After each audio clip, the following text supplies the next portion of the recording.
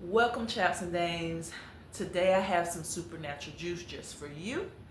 And today we're going to talk about how I was supernaturally qualified to live in this one bedroom, one bathroom, wonderful high rise in the city, exactly what I wanted without all of the qualifications. So it's a one bedroom, one bathroom. It's here in the city. Let me show you guys the view really quickly.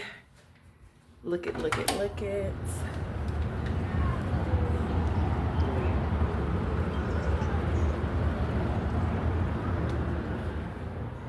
Very, very nice, right?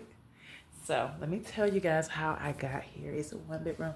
You can see my kitchen a little bit. It's messy and junky over there, y'all. I'm gonna give y'all a quick, okay, that's it. Um, Let me tell you guys how I got here. That was so ghetto, but anyway, I just want to show you guys a little something. First of all, I do pay a hefty penny for this. I pay a real hefty penny for this. Um, I've always wanted to live in the city. I've always wanted to be able to walk to the grocery stores. My gym is nearby. I really don't, if it was not for the fact that I have children, I really do not have a need. I have older kids for a car. I have the grocery store right there. I have nearby restaurants. I have several grocery stores. I think I have three. It's Whole Foods, Publix, and Trader Joe's. It's right up there. I walk to them all the time. The mall is right up the street. It's like a mile and a half to 2 miles. I walk to the mall when I want to go. Shopping is all around. Restaurants are all around. Clubs, bars, everything you can think of, including like healthcare clinics, is nearby. And so I really don't need a car, but of course I want one because I need to get to my children and so forth. And so, if it was not for that, I would be gold, y'all. So I do pay a hefty penny for this. Some people, they want to live near the ocean. Some people want to live near the mountains. And some people want to live in the country. That's their dream home. But I've always wanted, for a very long time, to live in the city. I want to see the lights come on the buildings at nighttime. I want to see the airplanes from the airport go back and forward. I love traffic. I like the people. I love to see the people walking to and fro. I love it. This is wintertime technically, and so this is how it looks. It's lively.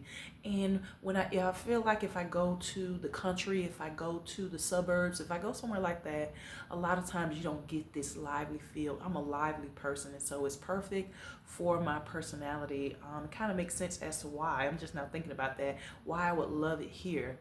And so I was married for 23 years.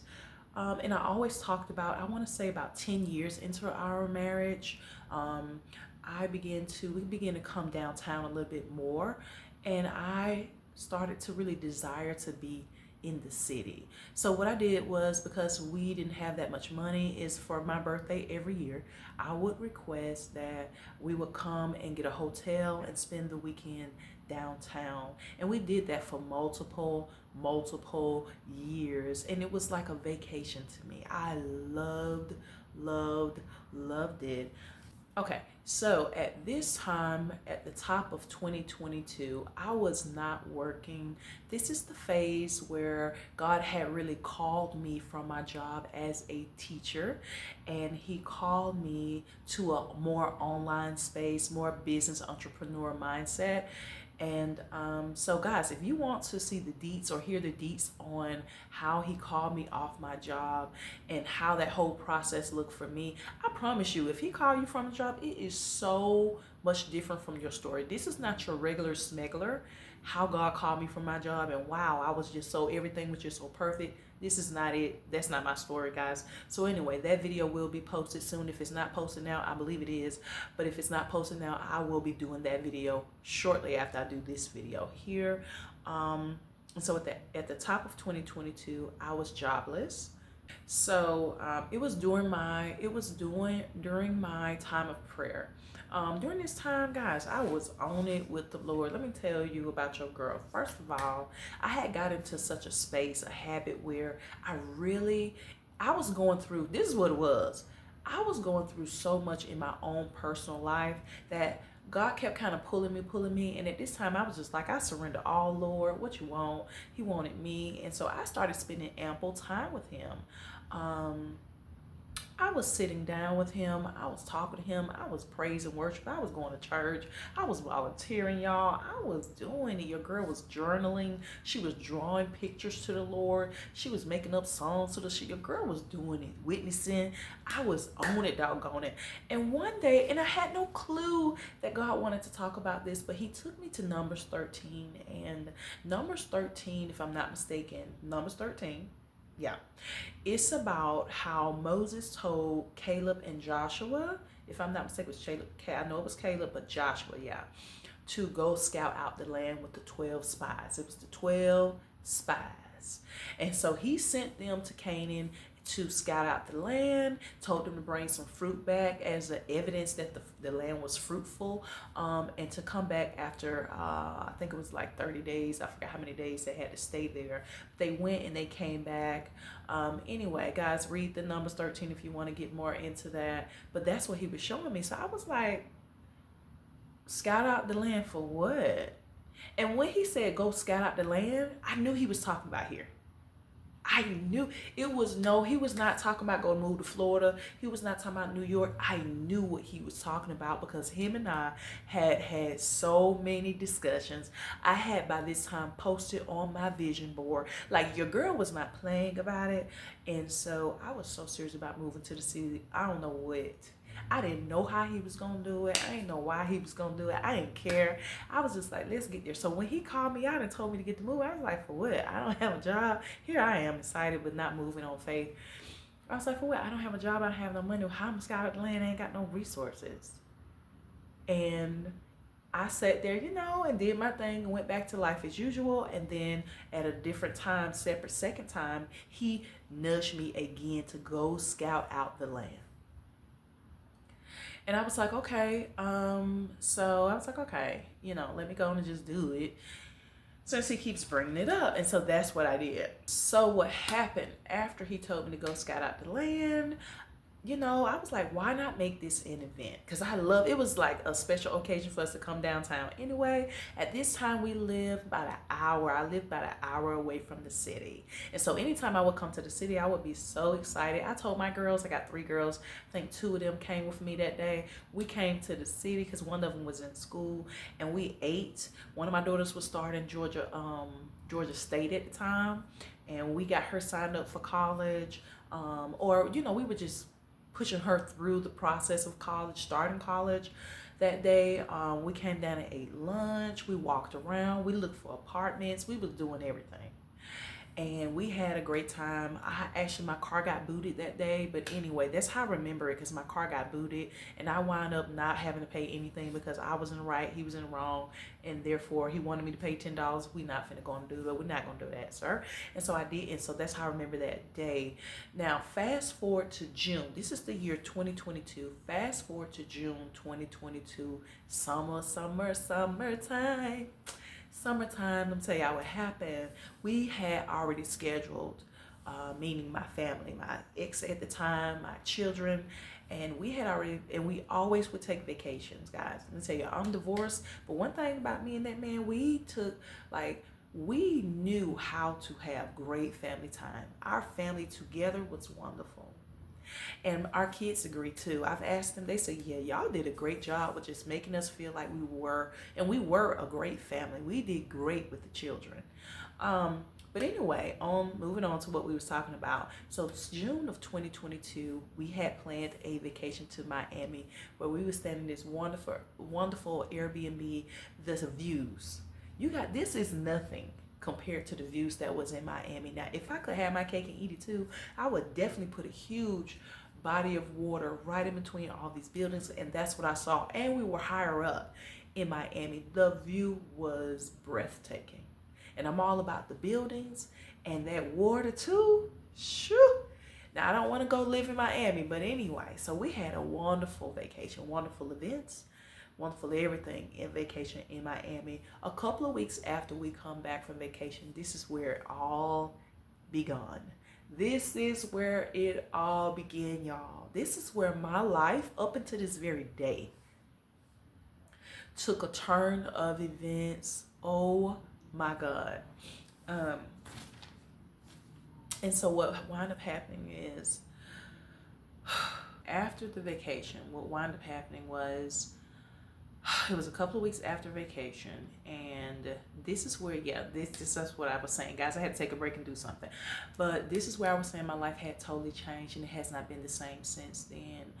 And guys, if you want to see the video, if you want to see the video of how God gave me a heads up about my divorce, are you kidding me? Are you kidding me? If you guys want to see that, look for the video. Go through the archives, guys. Look at the video. I might post a link down below. I don't know. Just, it's so much I have to tell y'all about the supernatural occurrences that I have been through with God that are just crazy. So anyway, so yeah, my life has not been the same. Oh, let me tell you, before all that had went down though, life was normal. We had just came off vacation. The marriage was crunchy, but I was used to it like that. And when I say crunchy, to the point where barely talking, having full conversations, and when we did, it was only about work. Just boring. You know what I mean? Nothing personal. Not a, ooh, baby, I love you. Ooh, I love you too. None of that. It was more so like, it was really giving roommate vibes. It was really giving, not even friends at that point, guys. And this 23 years in, it didn't just start. It kind of like circulated over years. But yeah, by this time it was real dry. I will say we were even to the point where, because I ain't even finna go all there. But anyway, you'll catch that in the other videos. But anyway, yeah, that's the marriage status, the job status, guys. Again, I still didn't have a job by June 2022. And so what wound up happening is the end of June, the divorce process began. Let's just put it like that. The divorce process began in June of 2022, the same exact year that God told me to go scout out the land, which I was so confused about. And what wound up happening after that point was in April. So in April 2024, I am not going to skip over that. 2022, June of April 2024 is exactly why. 2 years, almost 2 years, that we signed the settlement agreement. We signed the settlement agreement in April of 2024. At that time, I had 30 days to leave the premises. And then I wound up going over to a friend's house and staying with her until I could get myself on my feet, until I can get my own place and so forth. Prior to moving to my friend's house, I started making phone calls because I was like, what am I gonna do? What am I gonna do? So I started making phone calls about, to downtown apartments. I knew that I had visited some, but I wanted to call around because my situation was kind of special. It was more so leaning upon the contract, the terms of the contract. And so what wound up happening is I started calling around, and all of the apartments guys said the exact same thing. You cannot fill out the application until you have the divorce decree that the judge signs. All of them said that. And I called several of them several times. And I was like, okay. So around this time, but during my personal time with God, I had a impression. This is one of the things I learned during this process, that the strong impressions really mean something. Pay attention. I had a strong impression, and I kept telling God, for some reason, I don't see how it's going to happen, but I feel like I'm not going to have to be at my friend's house for long, God. I feel like I'm going to get an apartment. And I kept saying that. I said, this is so weird. I said, but they keep saying the same thing. And so I was just kind of stuck. I was kind of in a place where I felt stuck and it was like, ugh, you know. So I wound up going over to my friend's house. And then from there, before I moved to my friend's house, my little cousin and I started really talking at that time, months prior, and we really was catching up. And so she was like, well, where are you going to move after the divorce and stuff? And I was like, well, I don't know, because they all say the same thing, that they have to have the divorce decree in order for me to get accepted into the apartment. And she was like, oh, girl, she was like, that's okay. She was like, let's go. Show me the one that you want. She said, I want to see the one that you want to live at. She said, just make a couple appointments down there and we'll just go look at them and then have lunch and call it a date. I said, wow. Now, this particular cousin, she lives in the country. She lived further down south, right? And I was like, this is weird. Like, since when she want to come up here, and we've never did this before, but she was so adamant about it. And I was like, God, what are you up to? What are you up to? Guys, look out for the signs in your life that if someone keeps nudging you to do something, that's good, guys, not bad. But nudging you in a certain direction and you don't know why they're so adamant about it, sometimes they're being used by God and you just they don't know it. And so that's really what happened. But I still was like, hold on, what's going on? So we set the date. I said where we would go and take tours of the apartments and so forth at a certain time. Guys, I signed up for two of them. We only made it to this one. We were supposed to make it to another one I really wanted to show her. We only made it to this one, guys. And it's because we was running behind or whatever. We get here, we come, and the lady shows us the tour. I'm so excited, on fire about it. We go back down and discuss it. I was like, you know what? I said, I'll be ready in a few months once the divorce, the judge signs off with the divorce decree and giving me the divorce decree. She was like, well, what you waiting on that for? She said, didn't you guys have the contract? I said, the settlement agreement? She said, yes. Doesn't they have the terms in it? I said, uh-huh. She said, you could use that. I was like, what?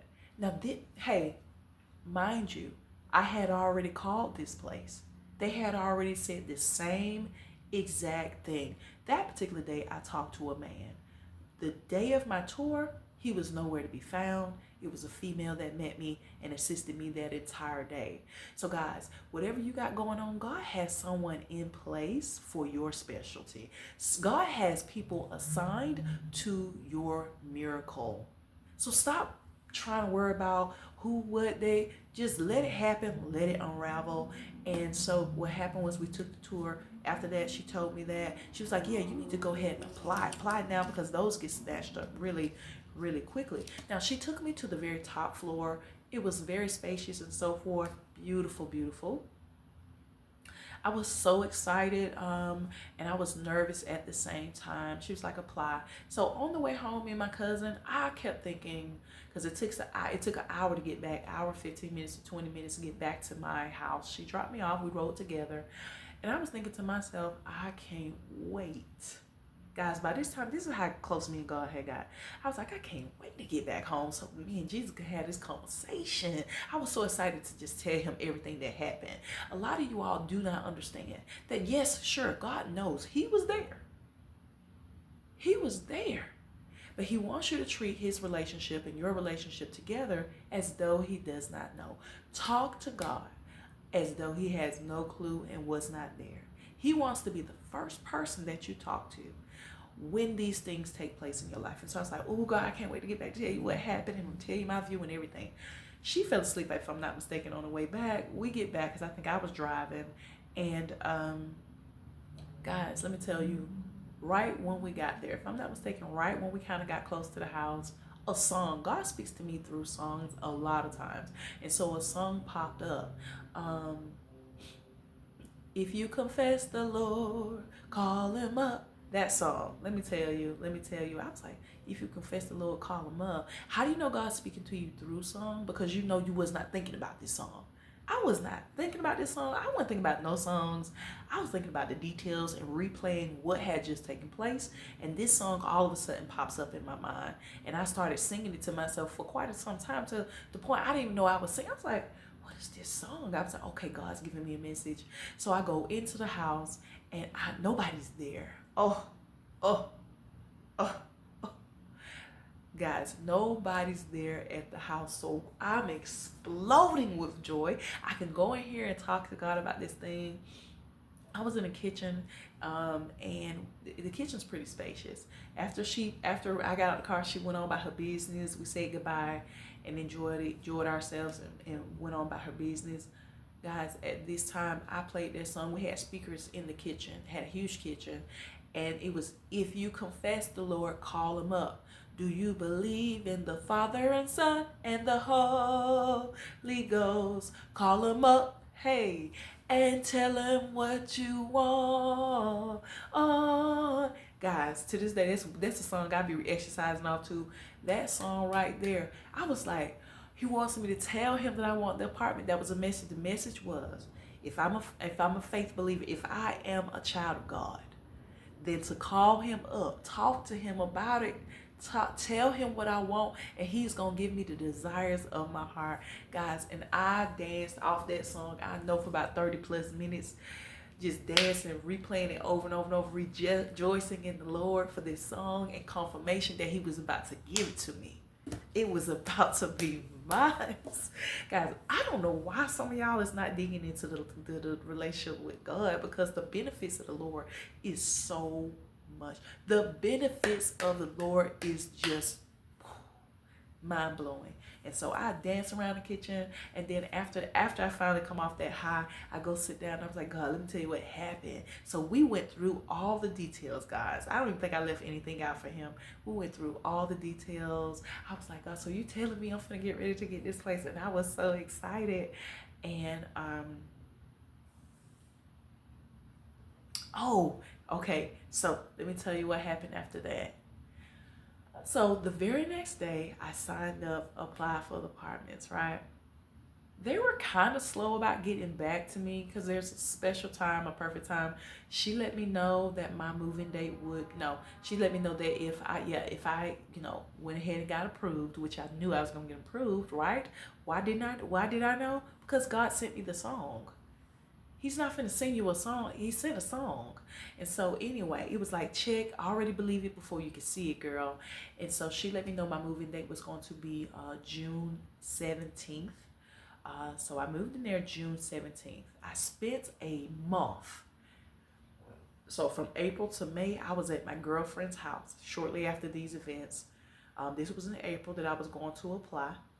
And in May, the month of May, I spent the rest of that time until it was time for me to move in, about 5 to 6 weeks, at one of my girlfriend's house with her and her family. They welcomed me in wonderfully and blessedly, and I'm very grateful. And so I went, I applied. Now here's more supernatural. I went and I applied. Took them, like, she was not going really fast, because I feel like my date was like a month and a half away or so. So she was kind of taking her a little time to getting back to me about everything. I want to say a couple of weeks later, she calls me and say, yeah, because my name was Thomas at the time. She said, Miss Thomas, she said, yeah, my office manager said that you don't qualify for the apartment, because you have to be making 3 times as much. I was like, oh. I said, okay. I said, well, did she look at the page 8? Did she look at right up under there? It's a continuation of what I'm, getting. And she was like, well, I'll ask. She said, I don't think she did. She said, oh, okay. She looked at it. The lady looked at it and she was like, oh, I don't think she saw this. And so she took it back. Now, guys, this same day, if I'm not mistaken, I get a phone call. Now, technically, let me tell you, I did not qualify 3 times as much. I didn't, because I added it up myself, and I think I was like a few $100s off. Technically, I did not qualify, but I knew what God had told me. I did not, and I still don't. I still don't qualify to be here. But I knew what God had told me, and I was not going to let that go easy at all. And so she calls me back telling me, hey, she looked at the second sheet, page 8, And she said, you have qualified, and welcome. We're gonna send you out the welcome letter and all this stuff. And I was thinking, like, are you kidding me? Like, I got in there and I was not supposed to. So guys, that is how I got in this place and have been really enjoying this place, guys. I have been doing all kinds of stuff. I've met so many people. The environment it's very different from where I'm from, down south a little bit. Very different. They're a little bougie up here, but me and Cupcake the Rabbit, we're here. I've been here since June 17th of 2024. And yeah, so that is my story of not only did God get me here supernaturally, but God also, what he did was he led me here. I was led. And that's the same thing about your life. God wants to be included to the various details of your life. I just read a Bible verse that said God delights in the details of your life. And so that just like really did something to me. He wants to know everything. He wants to know everything. He wants to be your best friend. I know you have friends that you call. He wants to know, guys. So what I have did is I have on a lot of things, I make sure I talk to God first, because he's the mover and shaker, not my friend. They just hearers. They really can't do nothing for me most times. They're just there to support. God is the mover and shaker. So switch it around. Tell God first what's going on with you. And he led me, and he's a leader because he sprinkled breadcrumbs. He had my cousin. He used a song. He sat me down and used the Bible to lead me. It's time, you finna get ready to leave. Words cannot express the gratitude that I feel when it comes to my life. Things are not perfect by far. By far. But I will say that his leading me here has caused me to have higher faith. Higher faith. No matter if I can see it or I can't see it, because I didn't see how he was going to do that. Up until the last moment when she called me back and said I did not qualify, it still didn't look like it. But that goes to show that God has a plan for you. He has a plan for your situation. So keep going in faith, guys. Don't give up. I know it doesn't seem like it. I know it doesn't feel like it. I know it doesn't sound like it, but it is so. It is so. In Jesus' name, amen.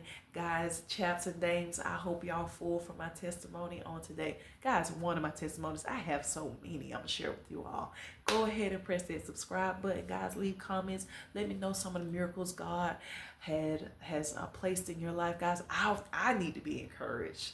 Give me some encouraging stories and miracles that God has did in your life. Share it with us all. Share with our chaps and dames family. Guys, and I will see you on the next video.